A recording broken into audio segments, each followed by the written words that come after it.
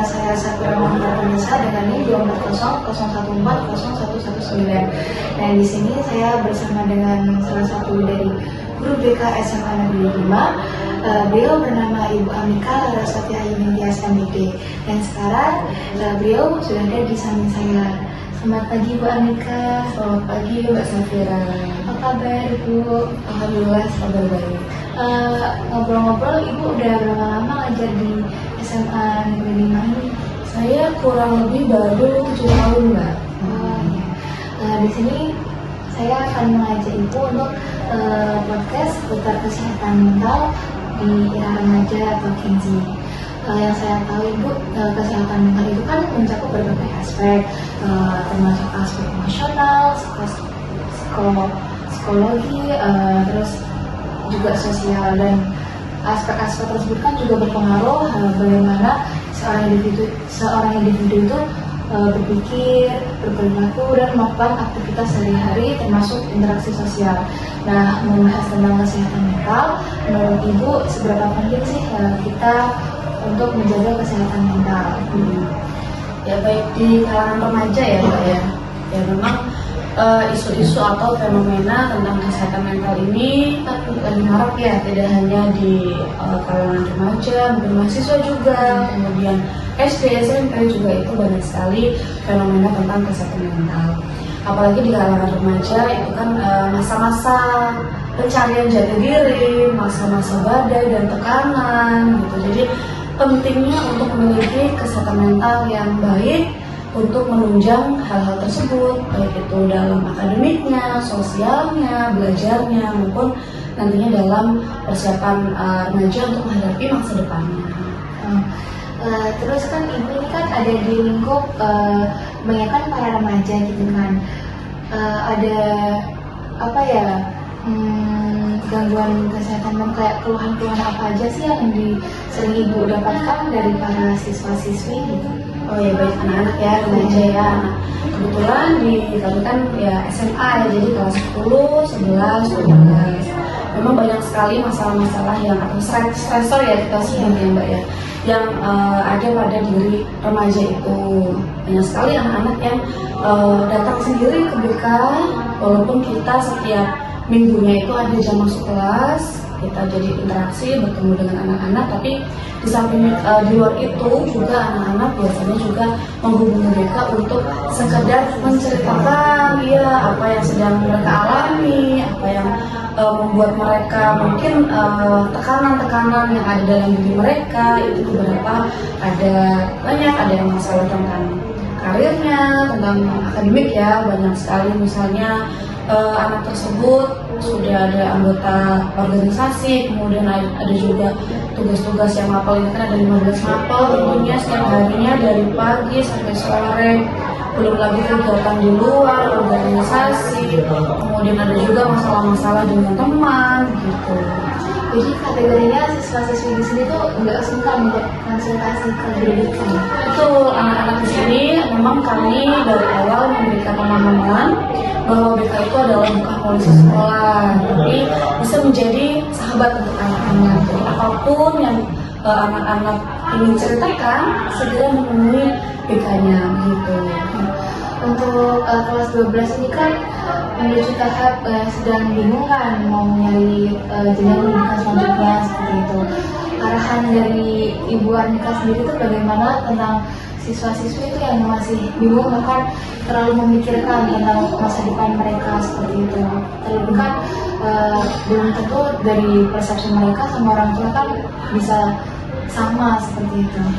Ya dalam pemilihan karir kami di sini tim BK itu memang dari kelas 10 sudah dibentuk dalam pemilihan karirnya. Terlebih sekarang itu kan dari kelas 10 naik ke kelas 11 ada namanya peminatan karir ya, maksudnya peminatan mapel. Jadi di situ anak-anak sebelum naik ke kelas 10 ke kelas 11 sudah memilih sendiri mapel-mapel apa yang dia minati.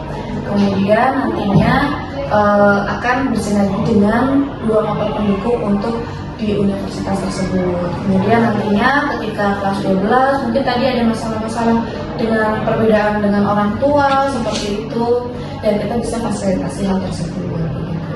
Dengan konsultasi orang tua, kemudian siswa juga dengan BK juga gitu.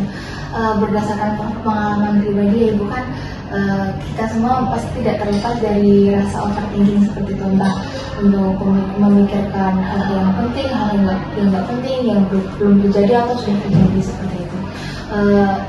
Menurut Ibu bagaimana penanganan yang baik untuk menangani overthinking tersebut agar tidak menyebabkan hal-hal yang lebih buruk? Adanya overthinking ya, atau berpikir berlebihan yang belum terjadi, kita sudah memikirkan, aduh kira-kira saya bisa nggak nih Kalau seperti mikirin itu. hal ringan kayak orang lain lewat lihat sinis itu kenapa ya? Jadi kita itu memikirkan hal-hal yang berlebihan. Jadinya dengan berpikir positif. Ya tadi misalnya kita punya teman, tapi kok kita bertemu kok dia nggak nyapa kita gitu. Mungkin saja dia mungkin lagi sibuk, lagi buru-buru, atau lagi kebetulan dia nggak ada posisi kita di situ, itu juga bisa. Jadi yang pertama adalah kita harus berpikir positif. Kemudian yang bisa mengontrol diri kita adalah siapa? Diri kita sendiri ya. Jadi apapun itu kita tidak bisa mengontrol perilaku orang lain terhadap kita tidak bisa mengontrol perasaan orang lain terhadap kita, tapi yang bisa kita kontrol adalah diri kita sendiri, bagaimana kita ingin merespon kondisi tersebut gitu, seperti itu. Lalu untuk mengatasi orang-orang yang gimana ya, berpengaruh buruk untuk kesehatan mental kita seperti itu kan, harusnya kan sebagai remaja kan pintar memilih dan memilah pergaulan seperti itu. Ada nggak sih Bu tips buat kita buat nyari teman yang tepat kayak gitu? Ya. Pertemanan ya tadi ya banyak sekali misal stresor, teman yang mungkin kita anggap tidak baik seperti itu, keluar dari lingkungan teman-teman yang tidak baik gitu. Jadi teman-teman yang menurut kita sudah baik, ya itu harus kita jaga. Tadi itu bisa juga ketika kita ada masalah, kita bisa bercerita dengan teman kita atau orang-orang dewasa lain yang kita percaya gitu. Nanti atau sebaliknya, ketika teman ada masalah, kita yang lebih berempati ke teman tersebut, kita yang lebih peka gitu. Jadi itu salah satu tipsnya. Dalam proses belajar atau menuju mencapai goals kita kan mesti ada masa-masanya kayak kita mengalami kegagalan seperti itu kan. Jadi kan tapi nggak semua orang itu dapat menerima dan mau mengulangi proses tersebut. Jadi kayak dia mengalami trauma seperti itu. Menurut Ibu bagaimana cara menangani orang yang trauma atas kegagalan yang dia alami? Ya sebetulnya gagal itu kan bagian dari proses ya. Untuk mencapai sebuah keberhasilan. Gagal itu bisa dinilai sebagai kita juga latihan ya. Ketika kita ada suatu kompetisi tapi kita gagal, ya kita anggap saja sebagai latihan untuk kedepannya. Kita evaluasi apa yang membuat kita gagal, tapi jangan juga melulu fokus terhadap kenapa aku saya bisa gagal, tapi kita fokus bagaimana caranya untuk kedepannya lebih baik lagi seperti itu. Untuk menghadapi rasa cemas yang muncul dari diri kita sendiri itu seperti apa Ibu? Kayak agar lebih tenang. Kadang kan ada yang sampai self harm atau harus genggam tangannya sampai putih banget gitu kalau mau maju pentas atau apa seperti itu. Kayak menangani rasa cemas yang berlebihan Ya misalnya presentasi di kelas seperti itu, ya tentunya dengan persiapan.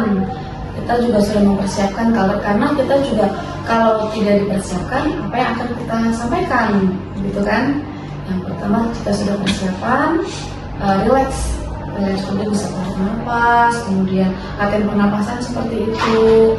Di samping itu tadi sebelum tampil juga bisa juga untuk berlatih. Jadi di depan cermin atau dengan teman. Tadi kita saling nanti saya presentasi, kemudian gantian ya kamu yang presentasi seperti itu. Menurut Ibu kan banyak ketika kita mengalami kegagalan itu gak dikit juga ada yang menerima cemooh kayak gimana sih kamu gak bisa seperti itu, kan akhirnya membuat kepercayaan diri kita kan menurun seperti itu. Gimana menurut Ibu tuh bagaimana cara menangani hal tersebut biar kita tuh mengambil cemohan dari orang-orang sekitar tuh jadi pembelajaran, jadi kayak buat nambah semangat kita seperti itu, biar gak mengarah ke down, jadi kayak gak mau nyoba lagi nanti dikejar lagi sama mereka kayak gitu loh Bu. Ya balik lagi tadi kita fokus kepada orang-orang yang support kita ya, teman-teman. Mungkin ada dalam keseharian kan ada yang suka, ada yang tidak, tapi kita fokus kepada orang-orang yang mensupport kita, orang-orang yang sayang kita, orang tua, sahabat gitu. Jadi ketika kita fokusnya terhadap orang-orang yang support dengan kita, ketika kita gagal tadi evaluasi sudah, kemudian menjadikan itu sebagai tantangan baru gitu. Jadi nantinya pikiran-pikiran negatif akan hilang dari diri kita. Jadi tentunya dengan pikiran yang positif. Hal-hal yang positif. Betul. Jadi kan kita sudah membahas tentang kesehatan mental, lalu cara menanganinya, bagaimana hubungan antara siswa dan siswi di sini bersama dengan guru BK. Nah, ini pertanyaan terakhir ya Bu. Tips Bu Arnika untuk menjaga kesehatan mental di era Gen Z ini seperti apa? Ya untuk anak-anak remaja, kesehatan mental itu memang sangat diperlukan sekali. Tipsnya ya tadi yang pertama adalah kita harus berpikir positif ya apapun segala hal, dan yang dapat mengontrol adalah siapa diri kita sendiri. Kemudian kita juga perlunya ketangguhan, tangguh dalam diri. Tadi ada ketika ada cemoohan, ada kegagalan, bagaimana kita tangguh dalam menghadapi itu. Nah ketangguhan itu biasanya ada unsurnya itu adalah 3C, komitmen, kontrol, dan challenge. Bagaimana kita berkomitmen kepada diri kita situasi tersebut, kemudian mengontrol diri kita atas respon-respon tadi negatifnya, kemudian yang terakhir adalah challenge, yaitu bagaimana menjadikan segala macam stressor itu sebagai tantangan bagi kita ya. Ketika kita sudah bisa menghadapi tantangan tersebut, pastinya nanti di masa mendatang akan kita juga bisa menghadapinya. Yang terakhir, jika kita punya masalah atau kita punya beban, jangan sungkan untuk menghubungi teman ataupun orang dewasa lain yang dipercaya, orang tua, kakak, ataupun guru BK sekalipun gitu. Baik, terima kasih Bu Arnika sudah mau membantu saya untuk melakukan podcast hari ini.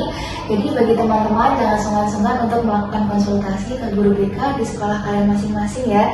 Cukup sekian podcast dari kami. Wassalamualaikum warahmatullahi wabarakatuh.